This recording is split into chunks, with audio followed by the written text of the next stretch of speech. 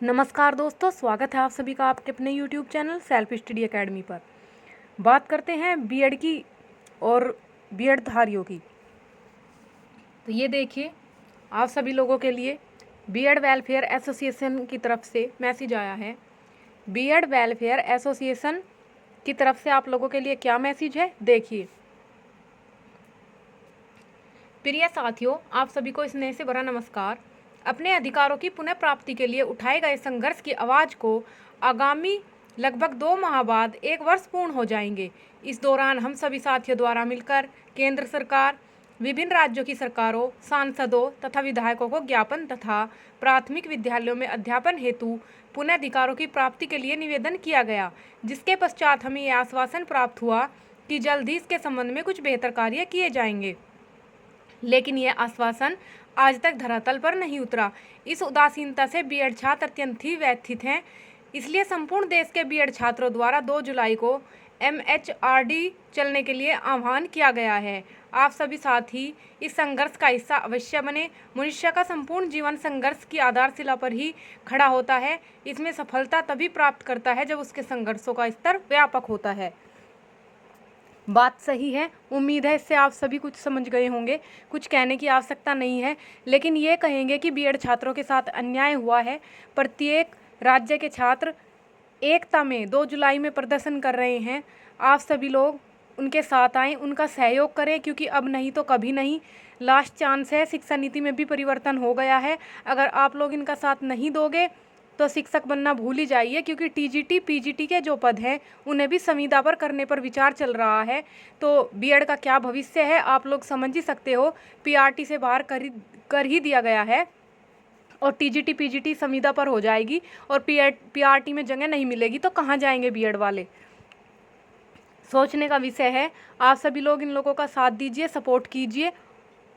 जो भाई संघर्ष कर रहे हैं उनको हृदय से आभार कि उन्होंने इस आवाज़ को उठाया, समझा और समस्त बीएड धारियों के लिए आह्वान किया कि आप लोग साथ आएं और अपने हक की लड़ाई लड़ें।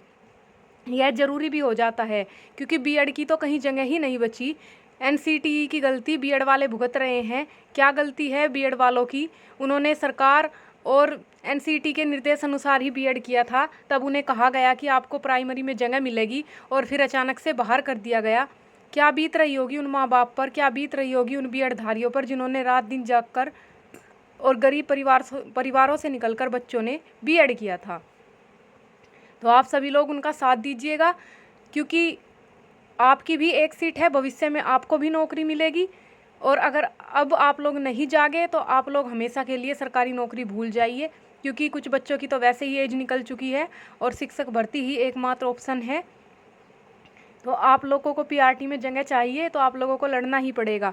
और हम बस इतना ही कहना चाहते हैं कि बीएड और बीटीसी में बच्चों को बांटने से बेहतर था कि आप लोग टेस्ट कराते, कंपटीशन कराते। जिसमें दम होता वह बीएड का हो चाहे बीटीसी का हो, वो फाइट करके सरकारी नौकरी प्राप्त कर सकता था। लेकिन आपने ये कहकर कि अधिक योग्यता रखते हो उनको पहले ही बाहर कर दिया। ये कहाँ का न्याय है? उनके लिए आपने कहा कि ब्रिज कोर्स करा देंगे। ब्रिज कोर्स कहाँ है, कैसे है, क्या उसका प्रावधान है? इन लोगों ने कुछ भी नहीं बताया। उसका जिम्मेदार कौन होगा? तो यह चिंता का विषय है, सोचने का विषय है कि बीएड धारियों का भविष्य कितना अंधकारमय हो गया है। शांत बैठने का वक्त नहीं है।